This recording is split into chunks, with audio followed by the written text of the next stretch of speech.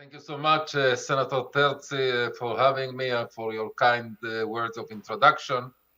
In spite of the fact that I was born in a very Italian city in Buenos Aires, I will speak in English with your permission.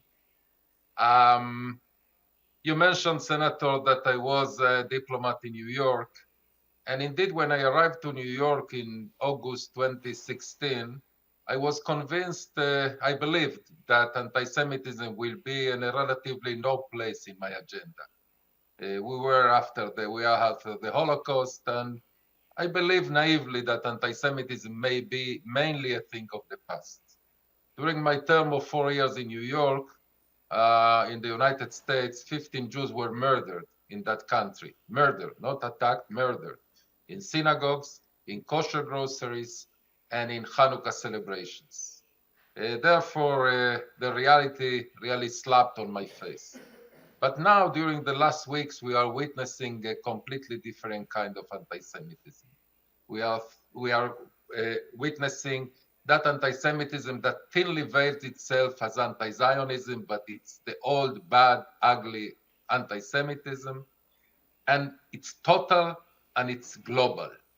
It spans from the airports of Dagestan in the Russian Federation, where anti-Semites hunt Jews in order to kill them. There is no doubt about their intentions, to one of the most important modern cultural icons of the world today, the great opera house in Sydney, where at the stairs of it, we heard the chant, "Gas the Jews," to applause by the mob. It spans from Cornell University, where a professor said that he was exhilarated by the massacre of Jews in southern Israel, to Rome, the city of Rome, where we saw Pietre d'Incempo burned, vandalized, Pietre memorializing victims of the Holocaust. My friends, when my good friend Dan Diker, Dr. Diker, mentioned the words "never again." Each time that a world leader comes to Yad Vashem, a president, a prime minister, an ambassador, a minister of foreign affairs, and he says the words Yad Vashem, "never again," I ask myself, is he or she sincere? Does he or she mean never again?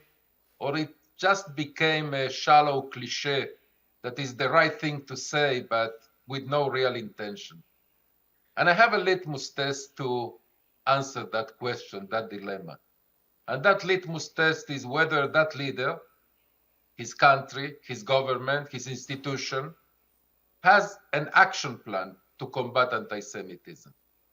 If he does, if she does, they are entitled to come to Yad Vashem and say never again if they implement that plan, and if that plan is far-reaching enough. If they do not, then that is hypocritical to come to Yad Vashem to pledge never again. And when I say a plan, an implementable plan and a comprehensive plan, it should be a plan that compasses all forms of anti-Semitism, not only the old bad neo-Nazi white supremacist anti-Semitism, but also the new ugly anti-Semitism that calls for the annihilation of the Jewish state. When in Tehran they say that they want to wipe Tel Aviv off the map, their problem is not the architecture of Tel Aviv, the problem is the Jews of Tel Aviv. When Hamas and Hezbollah say the same, they mean the Jews of Israel and the Jews of the world. I just returned from a tour of a visit to the US, in which I concentrated in universities, in Ivy League universities. What I saw in the US is similar what is happening also, unfortunately, in Europe. And I want to focus on one issue that I think that is probably the most important and sometimes overlooked. I'm not talking about the students that chant in the campuses of the world that genocidal phrase that became a kind of hymn to the destruction of Israel, to the genocide of the Jewish people from the river to the sea. Palestine will be free. I understand that there are those that try to minimize the significance of that phrase. We know what they mean when they say it. They know what they mean when what they chant it. And the university administrators and the politicians know exactly what they mean.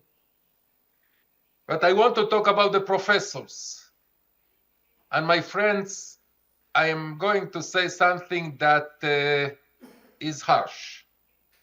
I believe that in the last years, especially in the last years, it didn't start in the last years, but it received a significant boost in the last years.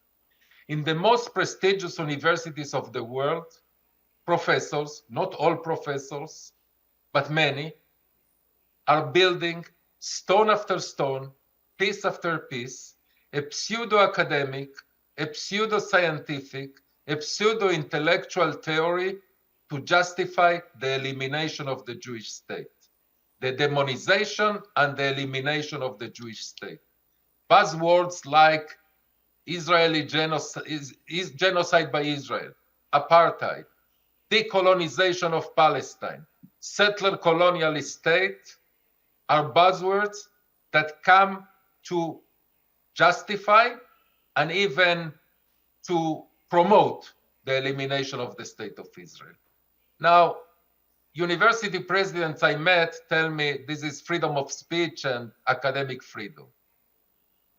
This is not true, because a professor that would, for instance, build an academic theory to ostracize LGBTQ persons would be fired immediately.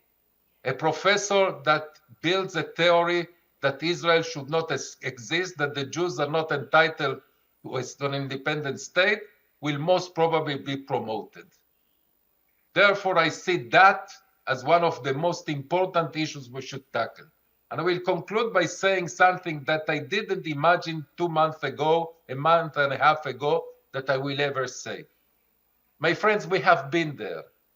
We saw already universities very prestigious, no less prestigious than Harvard, and no less prestigious than the London School of Economics. We have seen, for instance, the University of Heidelberg in Germany giving academic backing to the most despicable, the most racist, the most exterminatory, the most genocidal theories.